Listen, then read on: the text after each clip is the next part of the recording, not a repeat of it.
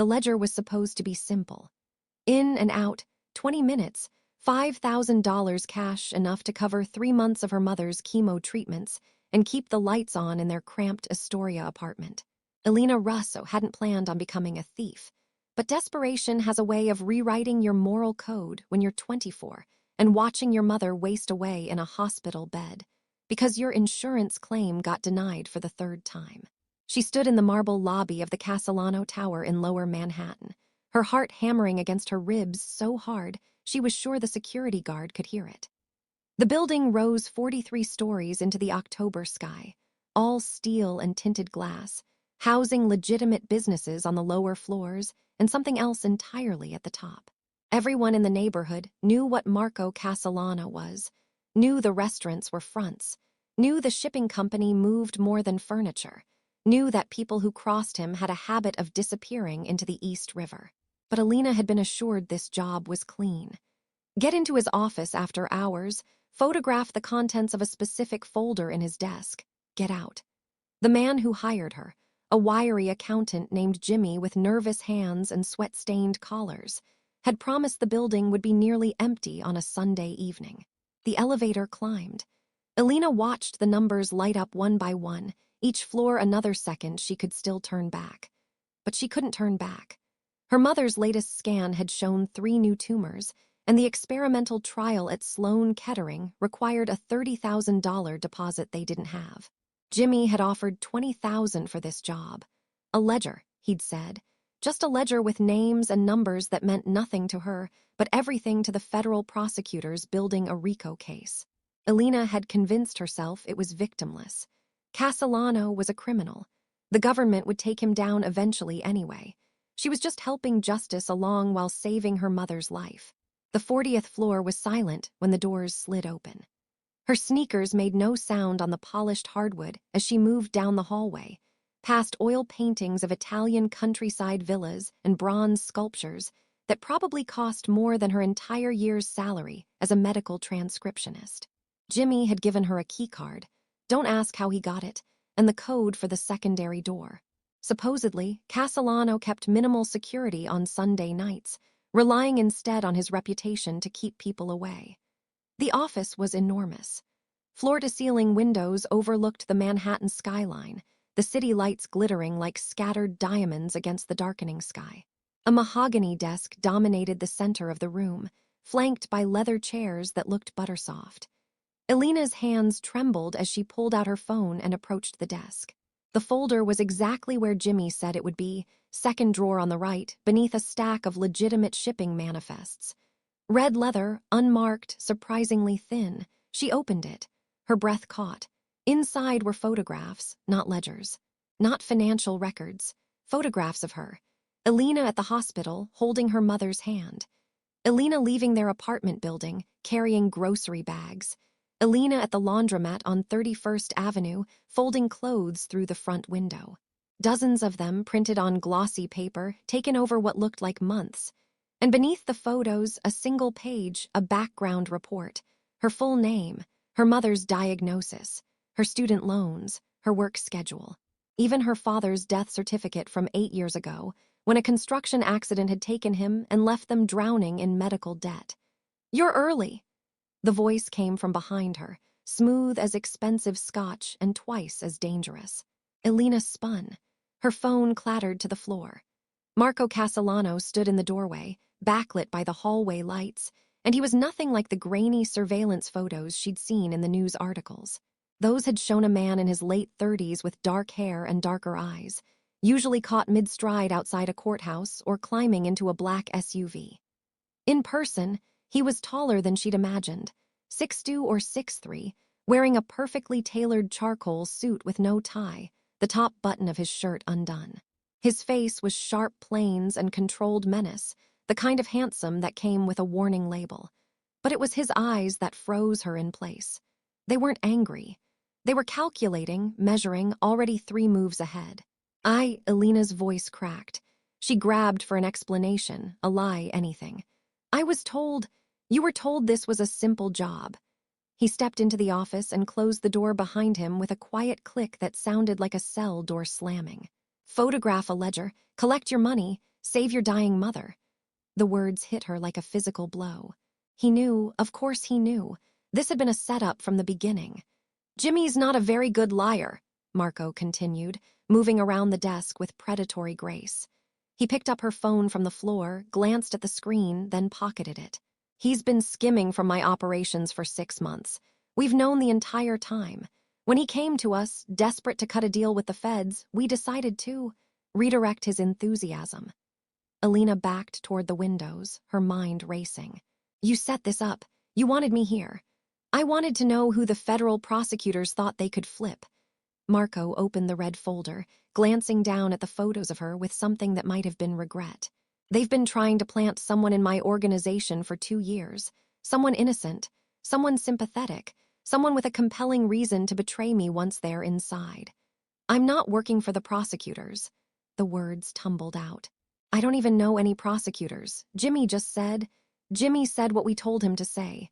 Marco looked up, and his eyes were colder than she'd thought possible. "The FBI approached him 3 weeks ago, offered him witness protection in exchange for evidence. He suggested you as an asset, vulnerable, desperate, photogenic enough to generate jury sympathy if this ever went to trial." They loved the story. Young woman, dying mother, forced into crime to pay for treatment. It's very compelling. "That's not..." Elena felt tears burning in her eyes, hated herself for it. "I'm not FBI. I'm just trying to keep my mother alive. That's what makes you perfect." Marco set the folder down and leaned against the desk, studying her with the intensity of a man used to reading people's souls in the span of a conversation.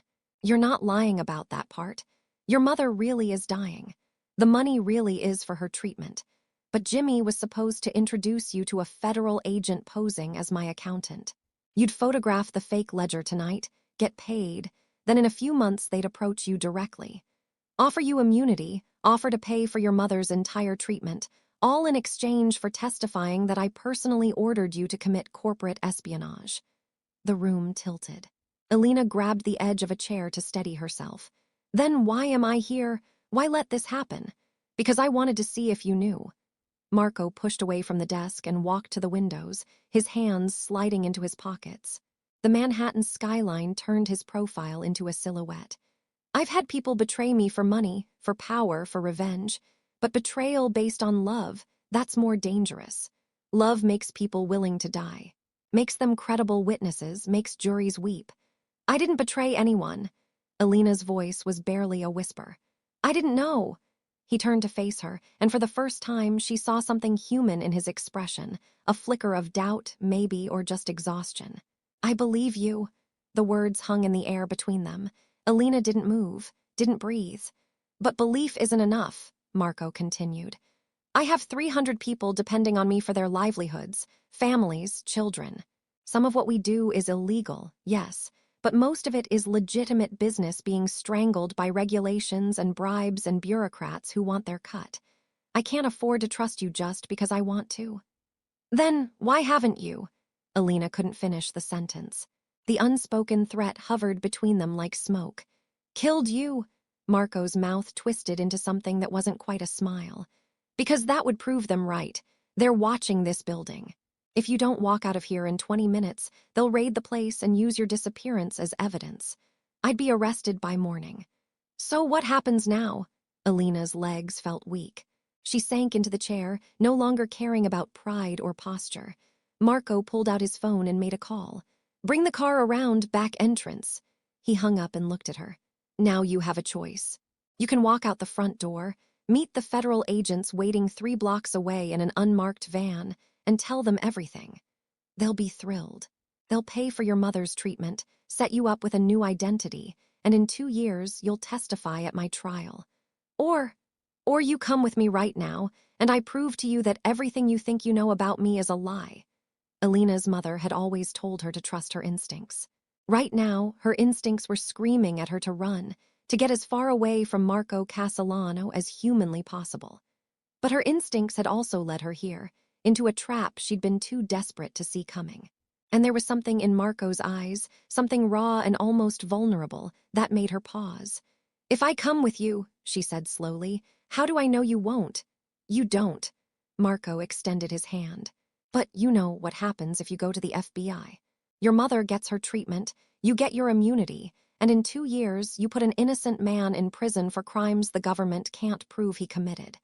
Innocent? Elena's laugh was bitter. Everyone knows what you are. Everyone knows what the media says I am. Marco's hand didn't waver. But you're a medical transcriptionist, Elena. You're trained to listen carefully and record exactly what's said. So I'm asking you to listen. Give me 72 hours. If at the end of 3 days you still think I'm the monster they say I am, I'll drive you to the FBI myself. It was insane. It was the kind of decision that got people killed in movies. The moment the audience screamed at the screen, don't do it.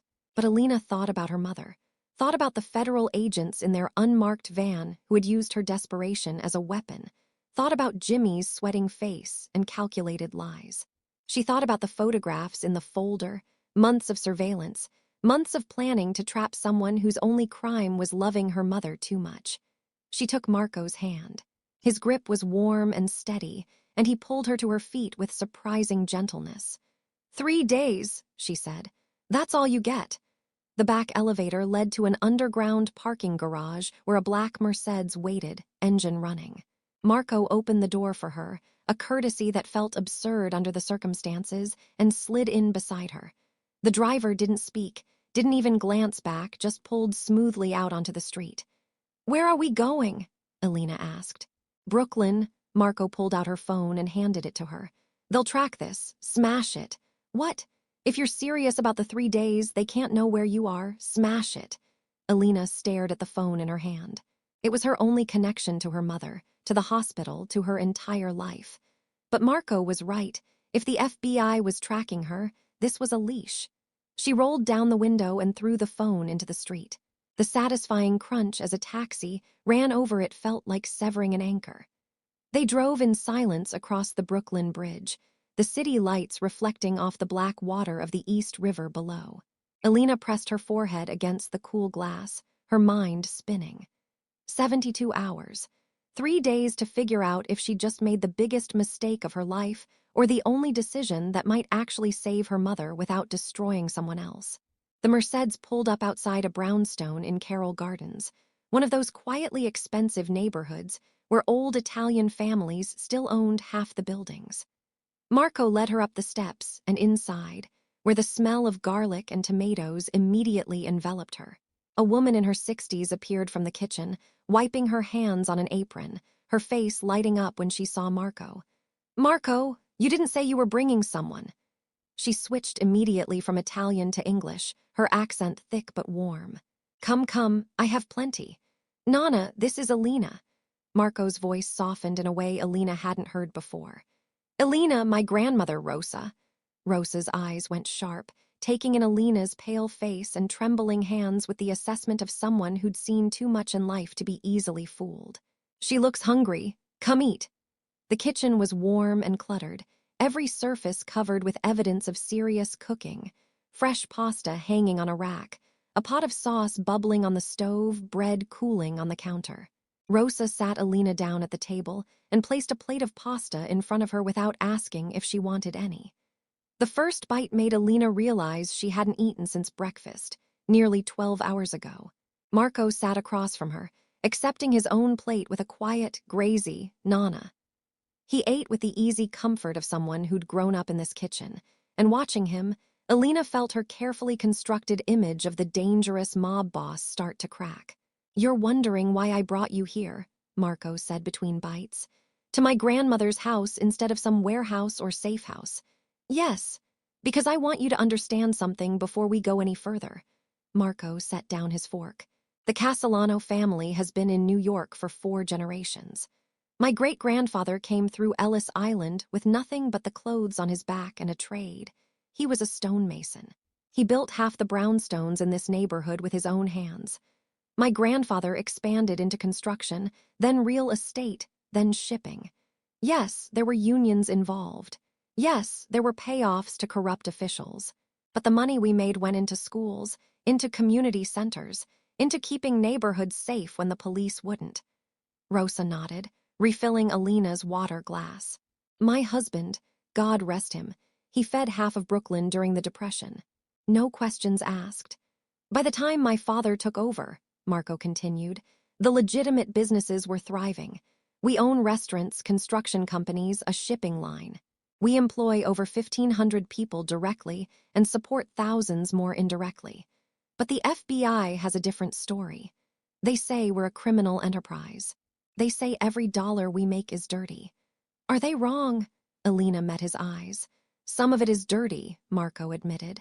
I won't lie to you about that. We run gambling operations in 3 states. We loan money to people the banks won't touch, and yes, we charge interest. We help people move merchandise without paying tariffs that would bankrupt them. Is that illegal? Technically. Is it the same as murder and extortion and drug trafficking that the FBI claims? No. They have evidence, Elena said.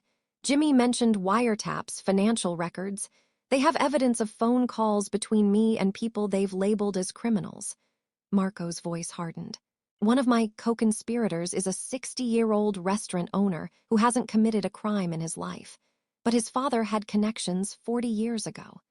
Another is a union rep who negotiated better wages for dockworkers, something that made certain corporations very unhappy.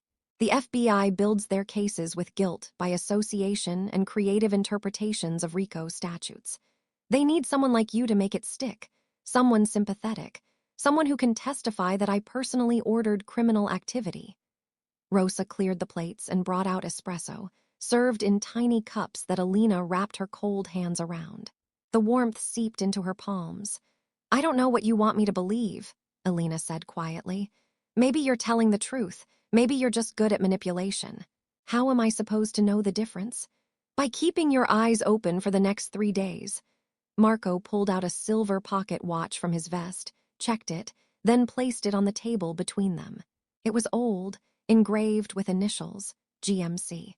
This belonged to my grandfather, Giuseppe. He gave it to me when I was 15 and told me that time is the only currency that matters. You can't buy it, can't steal it, can't get it back once it's spent. All you can do is decide what to do with the time you're given. Elena looked at the watch, at the way the kitchen light caught the tarnished silver. It was the kind of object you couldn't fake, the weight of family history, of being passed down through generations. Tomorrow morning, Marco said, I'll take you to our shipping warehouse in Red Hook.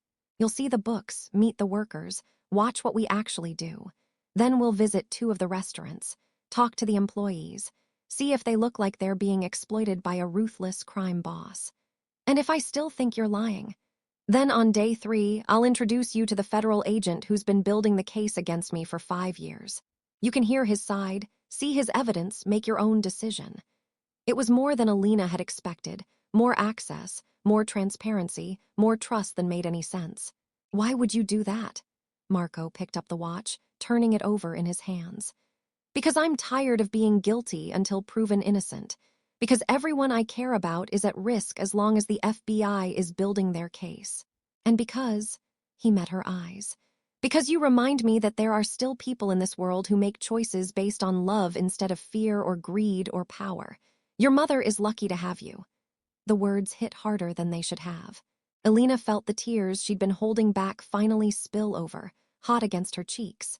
She was so tired.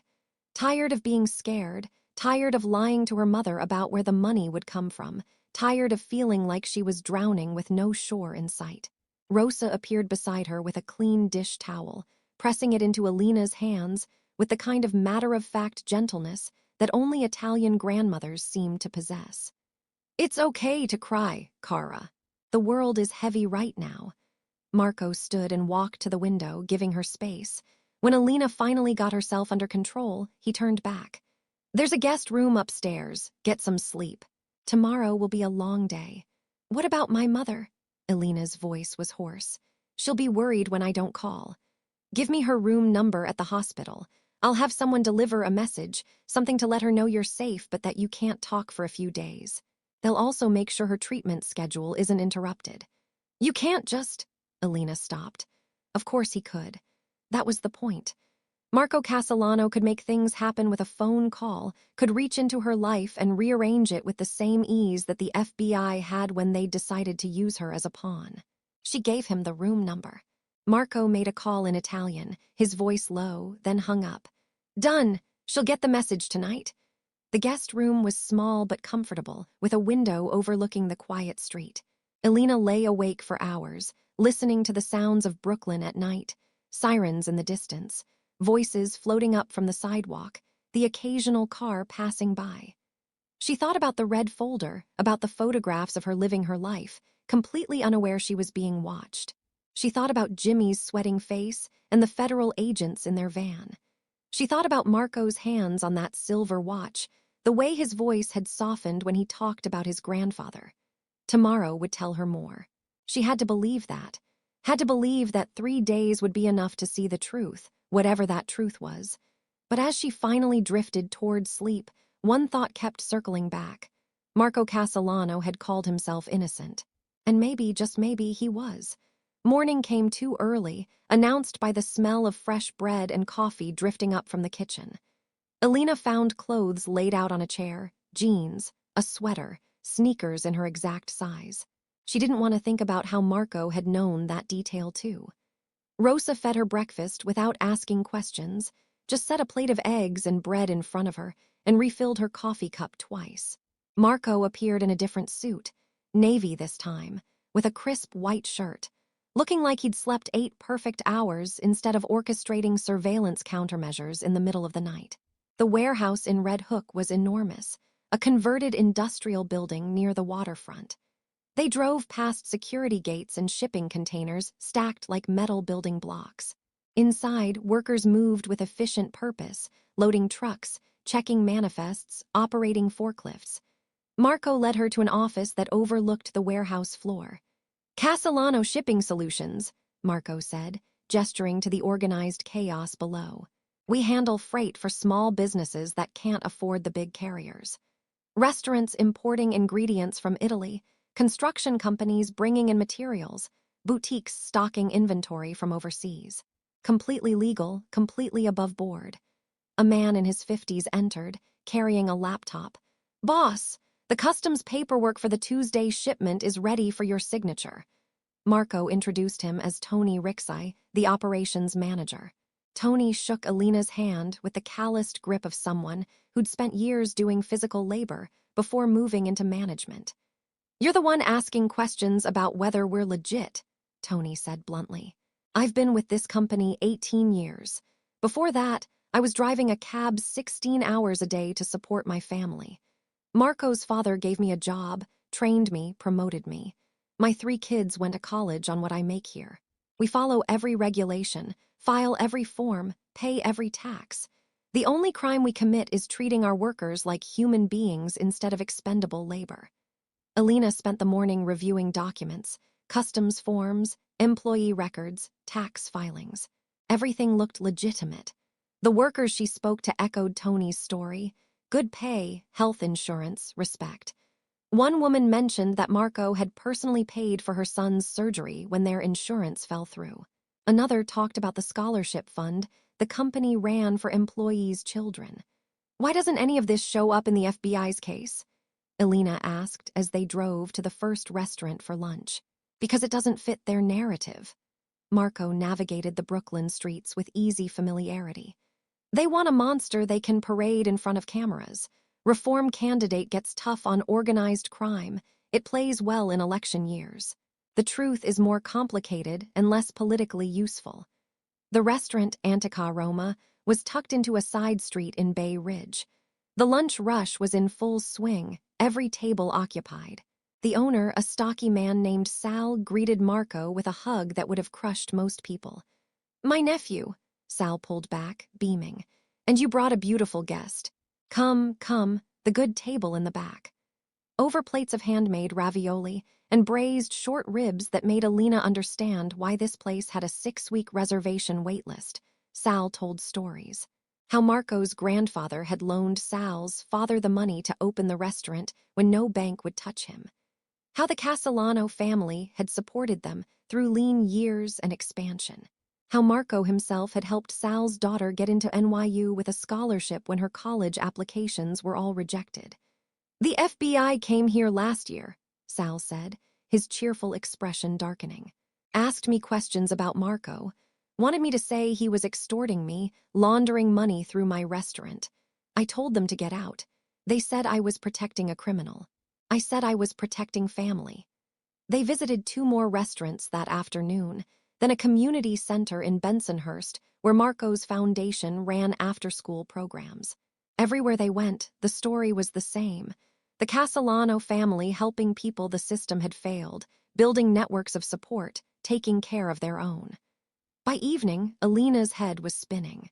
Either this was the most elaborate cover operation in history, or the FBI had gotten it fundamentally wrong. Back at Rosa's brownstone, Marco opened a bottle of wine, a red that Rosa claimed was from their family's vineyard in Sicily, and they sat in the living room while Rosa watched Italian game shows in the kitchen. I don't understand, Elena said finally. If everything I saw today is true, why does the FBI think you're running a criminal enterprise? Marco swirled his wine, staring into the dark red liquid. Because some of it is true. I told you I wouldn't lie about that. We run gambling operations, sports betting, poker games, things that should be legal but aren't. We loan money to people the banks reject, and we charge interest that technically violates usury laws. We help small businesses avoid tariffs that would bankrupt them by creative paperwork. Is that criminal? Yes. Is it the same as murder and drug trafficking and the other things they claim? No, but if you admit to the gambling and the loans, that's enough for RICO. Marco set down his wine glass. The Racketeer Influenced and Corrupt Organizations Act was designed to take down the mob, but it's written so broadly that almost any business can be prosecuted under it if the government wants to. We have legitimate businesses, but because some family members also run gambling operations, the government claims the entire enterprise is a criminal conspiracy. Every dollar we make, even from completely legal shipping and restaurants, becomes proceeds of racketeering. That seems insane. It is, but it's also the law. Marco's voice carried a weariness that made him seem older than his years. The FBI has been trying to prove that I personally order criminal activities. That's why they wanted you to infiltrate our organization, to testify that I gave you direct orders to commit crimes. It's the only way they can make the RICO case stick to me, specifically, instead of just going after the low-level gambling operations. Elena thought about the red folder, about Jimmy's instructions, about the federal agents waiting in their van. They set me up to be a witness against you for crimes I was supposed to commit on your orders. Exactly.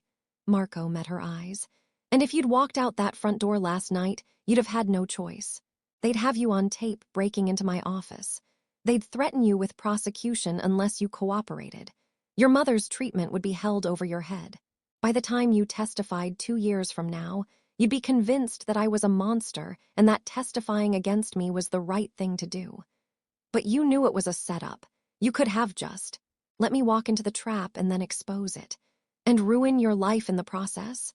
Something flickered across Marco's face, something that looked almost like pain.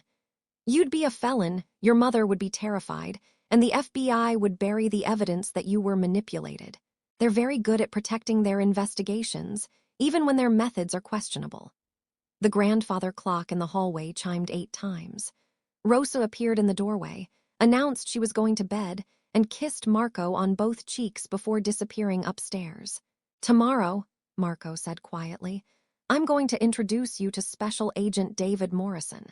He's the FBI agent leading the investigation against me. I've arranged for us to meet in a neutral location, a lawyer's office in Midtown. He doesn't know you're the asset Jimmy recruited, and he can't arrest me without cause in a lawyer's office, so it's safe for both of us. You'll hear his side, see his evidence, then you decide. Why would he meet with you? Because I'm going to offer him a deal. Marco's smile was sharp and cold, nothing like the warmth he'd shown with his grandmother or at the restaurants.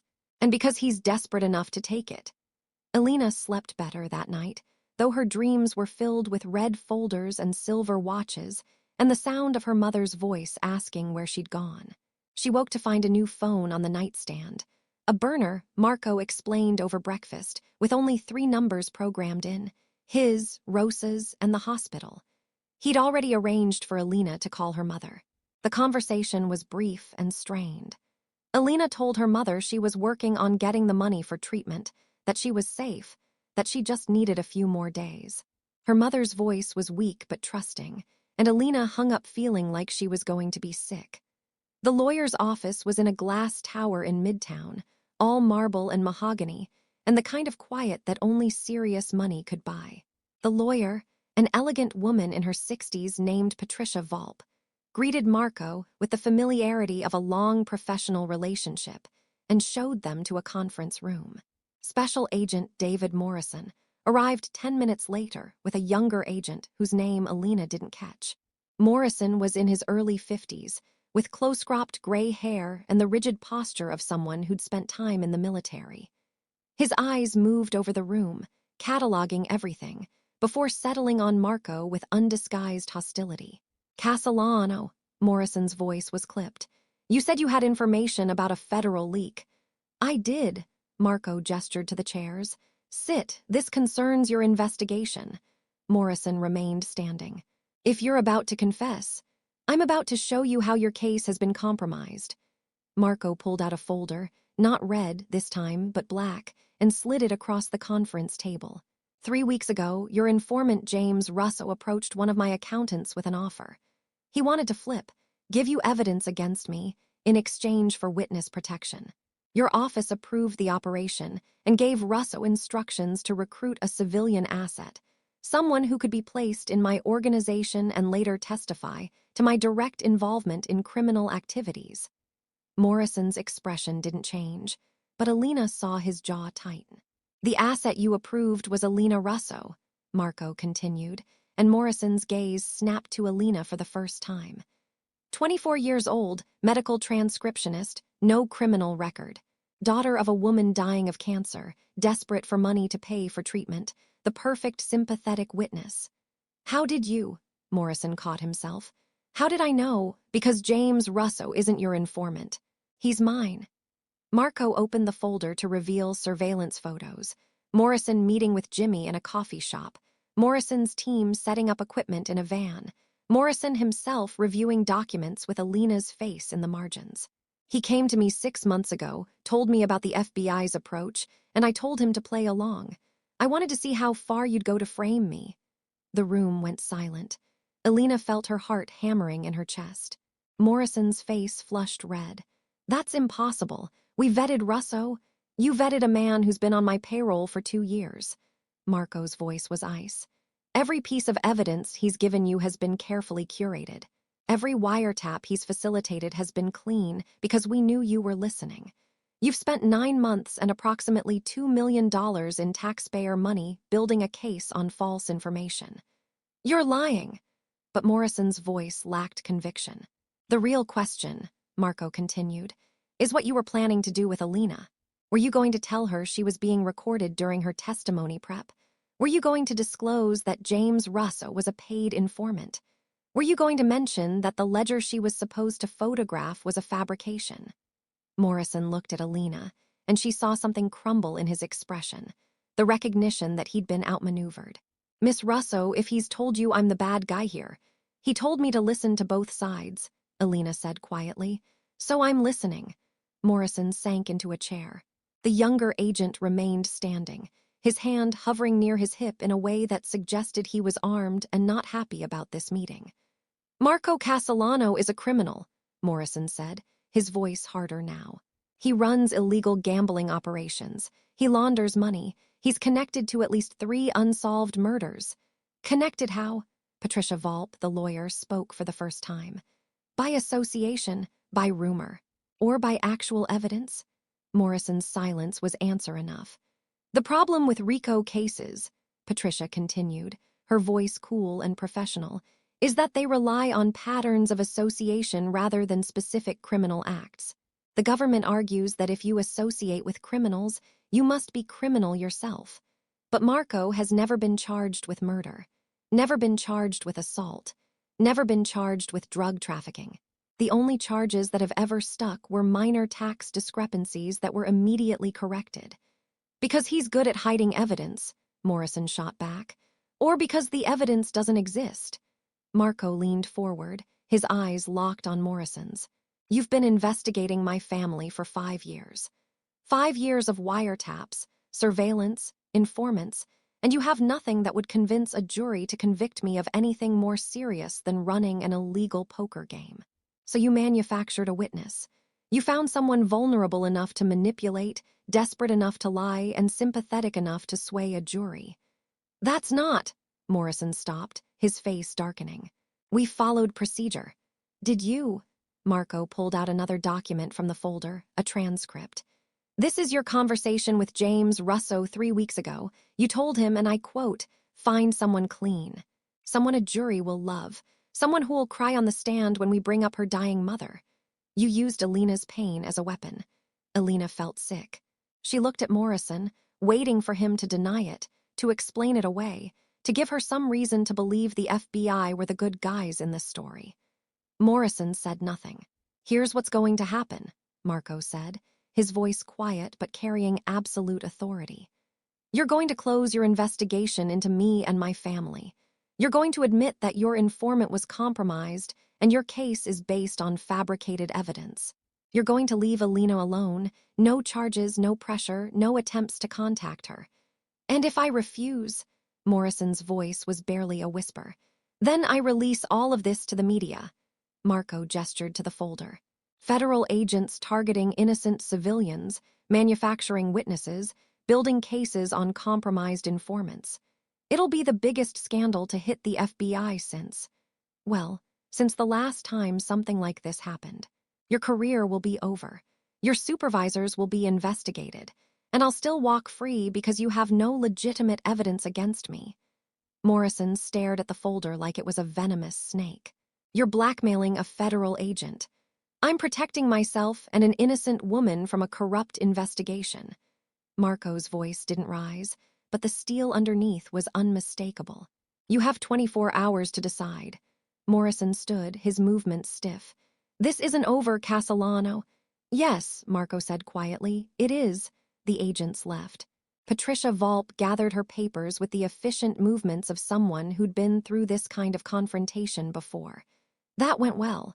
"Will he actually close the investigation?" Elena asked.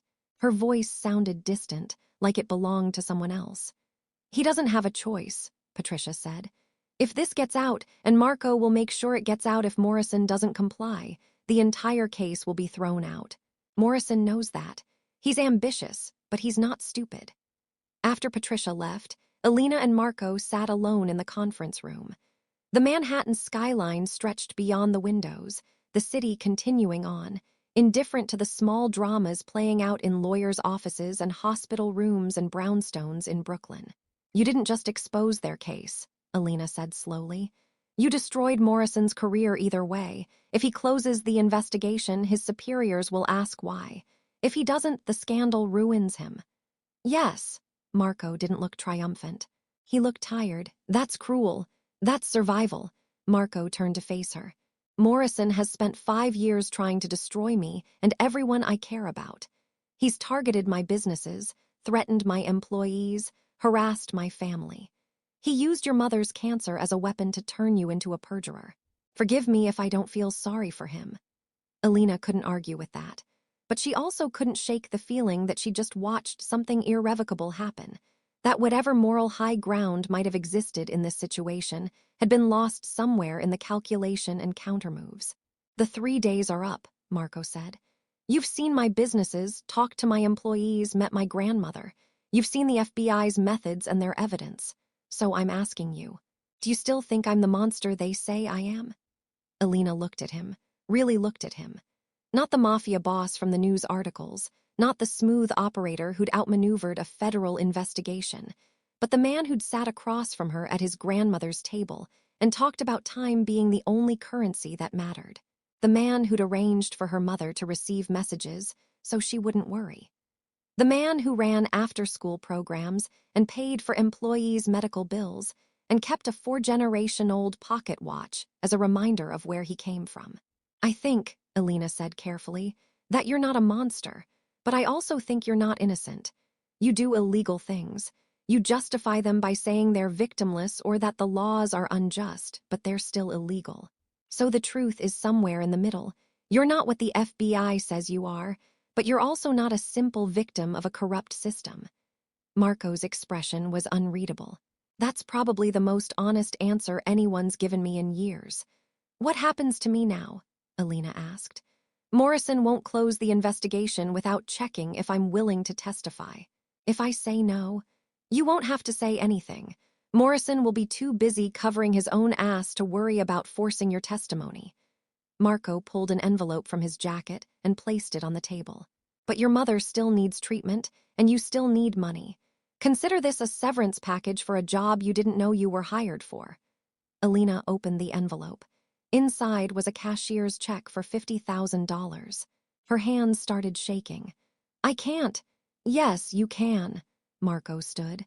"Your mother's treatment is expensive. This covers the experimental trial at Sloan Kettering plus 6 months of follow-up care. It's from the Castellano Family Foundation, completely legal and tax-deductible. No strings attached." "There are always strings attached." But Elena was staring at the check, at the number that represented her mother's life, and her protests felt hollow. "The only string," Marco said quietly, "is that you forget you ever met me. You go back to your life, you take care of your mother, and you never speak to the FBI about any of this. Can you do that?"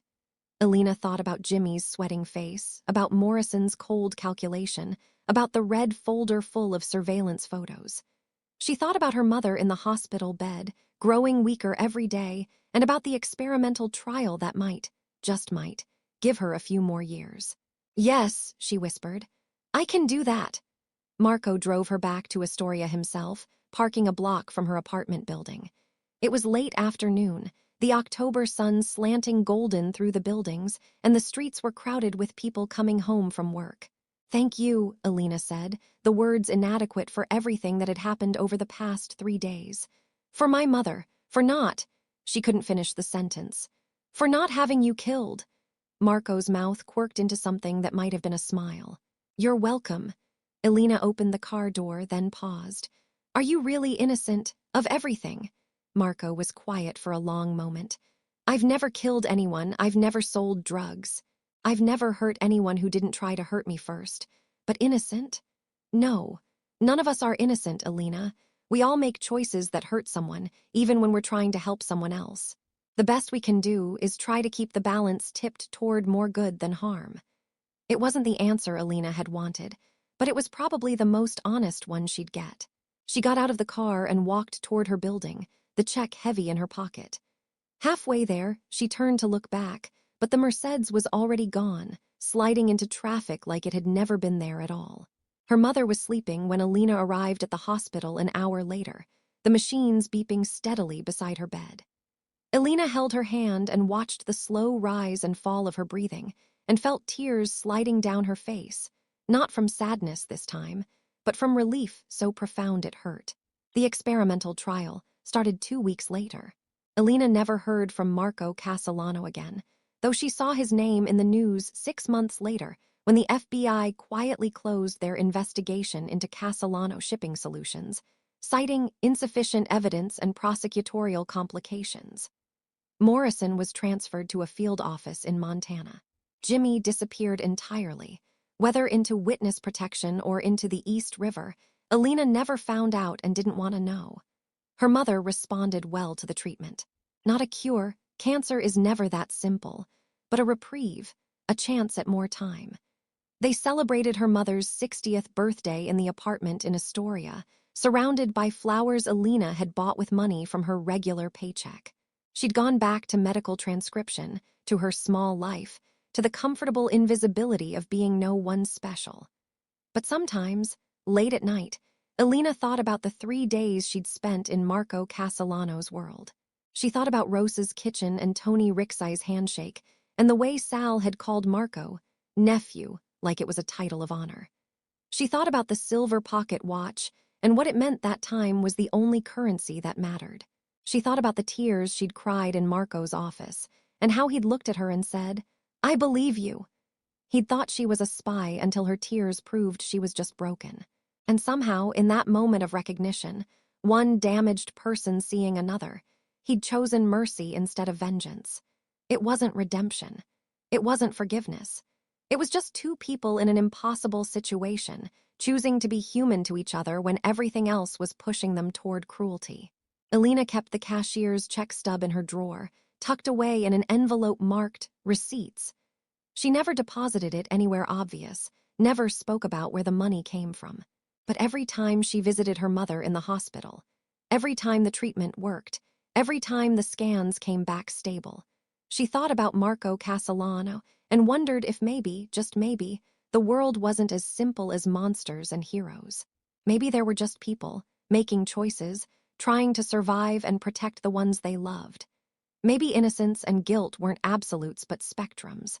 Maybe sometimes the only thing that separated a savior from a villain was which side of the story you were standing on. 3 years later, Elena's mother was still alive. Still fighting, still winning small victories against the cancer that kept trying to take her. They'd moved to a better apartment, not flashy, just safe, and Elena had gone back to school part-time, working toward a nursing degree. Her mother asked once where the money had come from, and Elena had simply said, "Someone helped." It was true enough. The silver pocket watch, or rather, the memory of it, stayed with Elena. She thought about what Marco had said, about time being the only currency that mattered. She thought about the hours she'd been given back with her mother, bought with money from a man the world called a criminal. She thought about the hours Morrison had spent building a case on lies, and the hours Jimmy had spent betraying everyone he touched, and the hours she'd spent transcribing other people's medical reports while her own mother was dying. Time. You couldn't buy it, couldn't steal it, couldn't get it back once it was spent. All you could do was decide what to do with the time you were given. Elena had chosen love over law, mercy over judgment, and the gray truth over comfortable lies. She'd looked into the eyes of a man everyone called a monster and seen something human staring back. She'd let herself be broken in his office, and somehow that brokenness had saved both of them. The city moved on. The FBI found new targets. The Castellano family continued their work, the legitimate and the less than legitimate, the community centers and the poker games, the shipping containers and the loans to people the banks rejected. Elena saw Marco's name in the paper once more, a small article about a scholarship program his foundation had expanded. She smiled and turned the page. She never told anyone the full story. Not her mother, not her friends, not the therapist she eventually started seeing to work through the trauma of those 3 days. Some stories were too complicated to explain, too nuanced for people who wanted clear heroes and villains. Some stories could only be understood by the people who'd lived them. But on nights when Elena couldn't sleep, when the hospital machines beeped in her memory, and she remembered the weight of that red folder in her hands, she thought about Marco's question. "Do you still think I'm the monster they say I am?" And her answer, whispered to the dark apartment in Astoria, was always the same. "No. You're just a man who made choices I might have made too, if I'd been born into your world instead of mine." It wasn't forgiveness. It wasn't approval. It was just understanding, the recognition that innocence and guilt were stories we told about people, and that sometimes the only difference between a criminal and a hero was who was writing the narrative. Elena Russo went back to her small life.